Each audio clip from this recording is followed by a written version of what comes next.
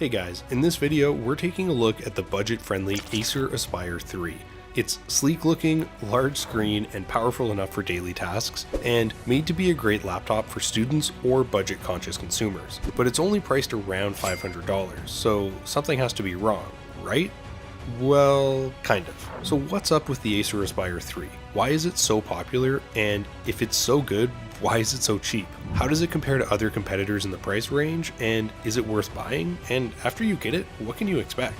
The build quality of the Aspire 3 is what you can expect from a budget laptop. It's nice looking, but it's noticeably worse than a MacBook or another high-end laptop. The Acer Aspire 3 has an understated design, along with a brushed metal finish that gives it a higher end look that won't turn too many heads or become outdated. It's well constructed with a robust plastic chassis, and while I did notice some flexing and bending in the lid and the keyboard deck, it's kind of what you expect at the cheaper price point. It's lightweight and it has a thin profile, and it really doesn't take up too much space in your bag, so it's easy to carry around between classes. I also appreciated the rubberized strip on the bottom, which keeps it in place while you take notes. It gives you a solid range of ports to connect your peripherals to, and you get two USB 2 ports and a single USB 3.1 Type A socket, and an HDMI port, but it lacks a micro SD card reader and a USB-C connection, so you might need an adapter for newer devices. It also has Wi-Fi 5, which provides a reliable and reasonably fast internet connection,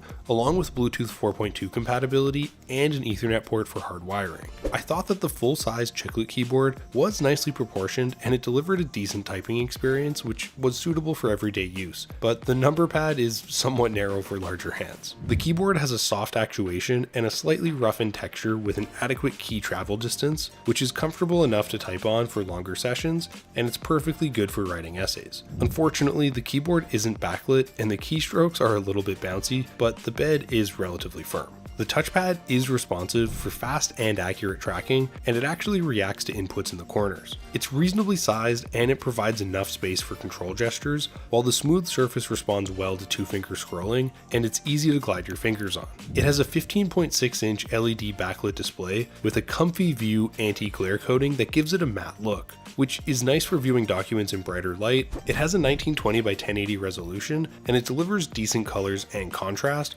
but the viewing angles are pretty subpar and the color gamut coverage is low. It also lacks some brightness and it can appear kind of dull. It also has poor color accuracy, so creative professionals should definitely look elsewhere, and it has a blue light shield to help protect your eyes during long study sessions. Despite its flaws, I think the display is very functional, and it's more than adequate content for streaming and for an everyday laptop for students. I like that the slim bezels provide a contemporary feel, and they increase the screen real estate. And the top has a webcam, although the quality is what you expect considering the price. It also features a built-in microphone for video calling. The hinge has a 180-degree range, and it pulls the airflow from underneath the laptop to help keep it cool. The interior fans are generally quiet, but they can audibly rev up during heavier workloads, and the bottom of the laptop does tend to heat up. You do get two built-in speakers that deliver an impressive volume levels for an entry-level laptop. Even though the sound quality isn't the greatest and it does lack some bass, it's very solid and it will be suitable for most uses.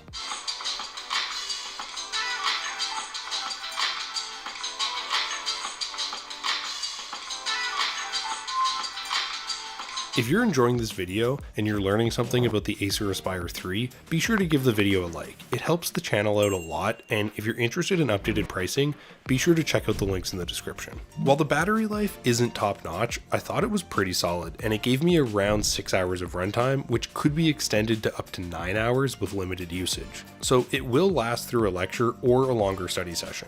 If the battery life is an important consideration, then the Lenovo Chromebook Duet costs significantly less as an alternative, and it offers up to 12 hours of runtime with a superior 1920 by 10-inch touchscreen display and a portable 2-in-1 design, but it only comes with a smaller 10.1-inch screen, and it has much inferior processing capabilities with only 4 GB of RAM. You get a 10th generation Intel Core i5-1035G1 core processor with a clock speed of 1 GHz, and you get a maximum turbo speed of 3.6 GHz. You can also choose a higher configuration with better specs depending on what you need for your budget. I thought that this was relatively responsive, and it performs pretty well when web browsing and watching content or basic Photoshop editing and daily computing tasks, although it's not suitable for heavy editing or processing. It has 8 gigs of RAM and it can handle a decent workload with some light multitasking, but overburdening it with too many tabs or applications did cause a noticeable drop off in performance, and apps tended to load a little bit more slowly compared to other competitors. It also has 250 gigs of high-speed SSD storage to slightly reduce load times, and you'll have ample space for lecture notes and assignments. For users that need more power for non-multitasking duties, the Lenovo IdeaPad 3 is another affordable option that offers you a faster dual-core 10th generation Intel Core i3 processor with a 2.1 GHz clock speed and superior RAM and storage space. It also has Alexa voice assistant compatibility, but it has a lower screen resolution and a much shorter battery life. The Aspire 3 has an integrated UHD graphics card for better games rendering, but it is by no means a gaming laptop, and the frame rate is inadequate for most current games. Overall, I think that the Acer Aspire 3 is a highly regarded affordable laptop that does justify its reputation. It's definitely a budget laptop that you can see and feel from use, but with a respectable processing power, it's still a very good option if you're looking for one of the best laptops for students on a budget, or just a budget laptop in general. If you want to save a bit of money, then the Lenovo Chromebook Duet is cheaper, but it has less wide range use application. The Acer Aspire 3 is a solid laptop that mixes solid hardware with good performance, and it's designed to be an entry-level model for basic computing tasks or an affordable laptop for budget shoppers.